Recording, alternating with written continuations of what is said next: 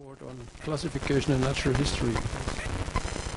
Mr. Chairman, ladies and gentlemen, it's my great honor to present our contribution about the introduction to the spondylolisthesis with classification in natural history. We can define the spondylolisthesis like anterior or posterior displacement of the vertebra. Its origin from these two Greek terms. And when we are looking to the history, it starts with Belgian obstetrician Dr. Herbinot in 1782. He reported a bony prominence anterior to the sacrum that obstructed the vagina of a small number of patients. And the modern, in 1889, the spondylolisthesis and its relationship to degenerative joint diseases in the prehistoric southern United States. That's mean that most oldest bone samples with spondylolisthesis was found in Alabama. It is from 6,000 years BC, and in this population there were 17% of spondylolisthesis. In comparison with today, it's 6% about. The main problem in spondylolisthesis is in the isthmus, in lamina, and in the lower articular process. And this complex and this damage of this complex leads to the flexion ventral translation instability, which produces the spondylolisthesis as it is. We can divide between the spondylolisthesis, this means interruption of pars interarticularis, spondylolisthesis, which means pathological slipped vertebral body, and spondyloptosis with shift of the whole vertebral body. On the X-ray examination, we can measure the slip and slip angle.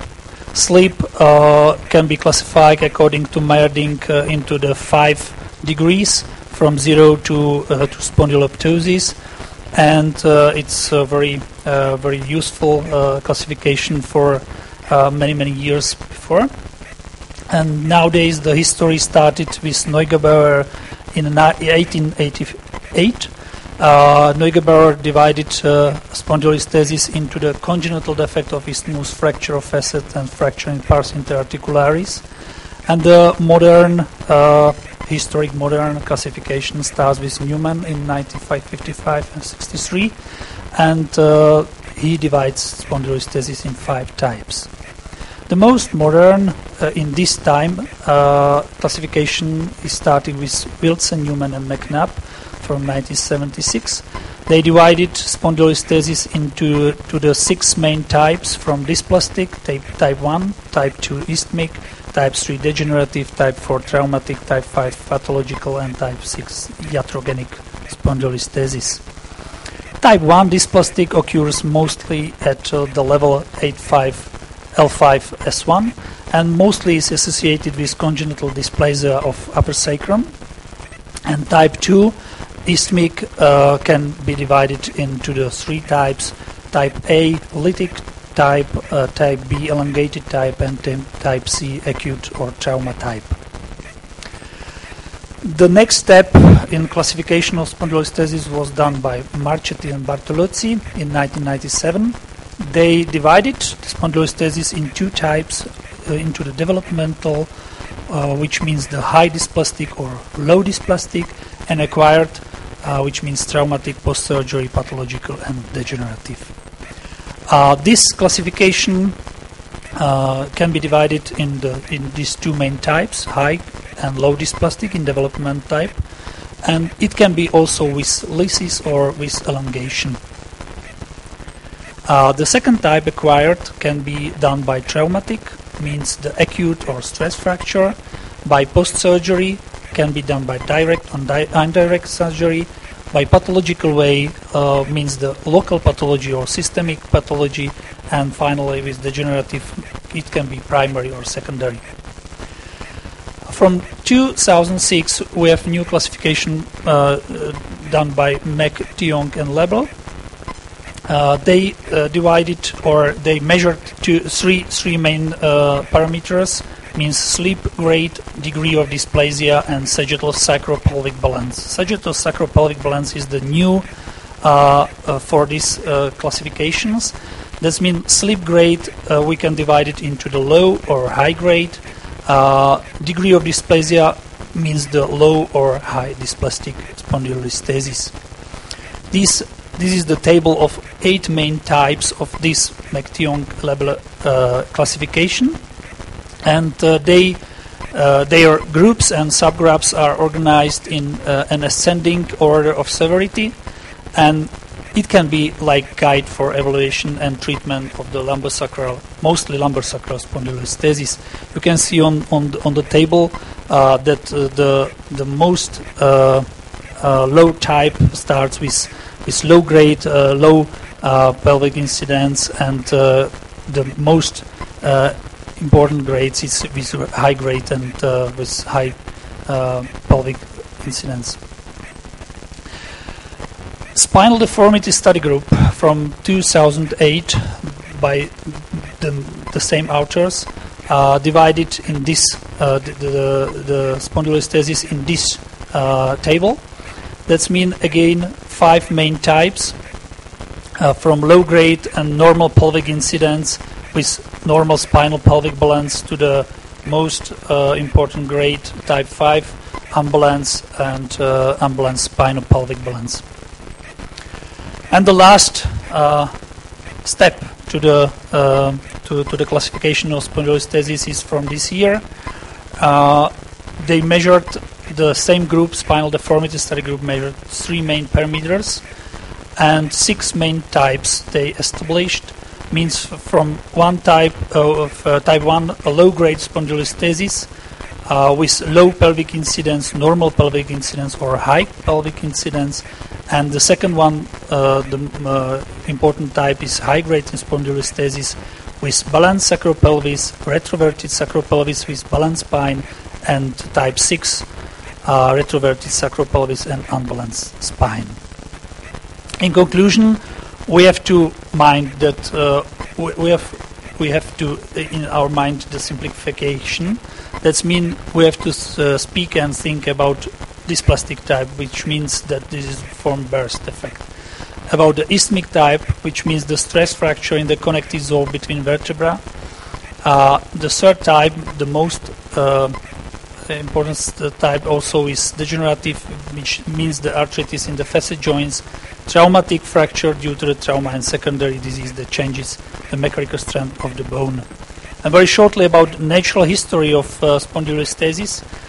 We have to divide this spondylolisthesis in 2 grades, low or high grade. When we are speaking about low grade, most patients with low grade spondylolisthesis are asymptomatic. And slip progression is up to 4% in childhood, but also the pars defect usually occurs before the skeletal maturity. Typically symptoms appears only in adulthood. Mild to medium back pain due to degeneration in adults. The indication for conservative treatment is mostly useful for this low-grade spondylolisthesis. We are indicated these patients with small problems, low sleep, and no neurological symptoms, and we can recommend the bed rest, orthosis, rehabilitation, and some drugs to relieve the pain. When we are speaking about high-grade spondylolisthesis, means the between 5 to 10% of all spondylolisthesis. They typically develop during childhood or adolescence, and mostly they are associated with a high risk of progression. And symptomatic high-grade spondylolisthesis is more likely to cause pain. There are 2 typical problems in childhood, the problems with progression. In childhood, the progression is related to the skeletal immaturity and the highest risk of progression of slip. And in adults, the progression is related to the disc degeneration, and most appears during the 4th and 5th decades. When we are looking to the most right paper from Beutler and Fredrickson from 2003, this is the very long-term 45-year follow-up study with 500 children with first grade of spondylolisthesis. It was prospective study with X-ray examination, AP lateral, oblique, standing, and prone, and from 1999 also with MRI. And also they did the back pain questionnaire till 1988, and then SF36. And the measured person sleep, person lumbar index, sleep angle, disc height, and the level of sleep and above, and sacral inclination. And in this study, 30 children, they found 30 children with defect of pars interarticularis. No subject with an unilateral pars defect had developed slippage at follow-up, and progression of slippage was associated with disc degeneration. Progression of sleep appears to be slow. There are some theories for back pain in spondylolisthesis. Mostly there are two theories. One is that the main problem is the segmental instability with excessive forward translation during flexion, and the second one that the problems are coming from excessive tension on the annulus of the inferior disc and foraminal stenosis and the level of the slip. This is the picture of natural history of adult spondylolisthesis. When the disc loses its structural and functional integrity, the lumbosacral junctions becomes unstable, and the slip progresses with finally back and leg pain or neurogenic claudication. But we have to mind that the magnitude of symptoms is not necessarily related to the grade of slippage, and some symptoms may be related to the nerve compression, which can happen with any grade. And this is also very easily seen in this study of Kalichman, where the 3,529 participants was examined with multi-detector CT imaging, only 188 with low back pain and 21 patients with spondylolisthesis, and did not reveal a significant association between the observation of spondylolisthesis on CT and the occurrence of low back pain. Indication for surgical treatment is heavy sleep, progression in sleep, main pain, and neurological symptoms. And in conclusion, to exactly classify various types, is necessary to identify affected vertebral structures, its origin and character. The intra and inter-observer reliability is very important for mutual communication. The natural history is related to the age and type of spondylolisthesis. The magnitude of symptoms is not necessarily related to the grade of slippage, and various treatment methods are using for the correct treatment of spondylolisthesis. Thank you for your attention. Thank you.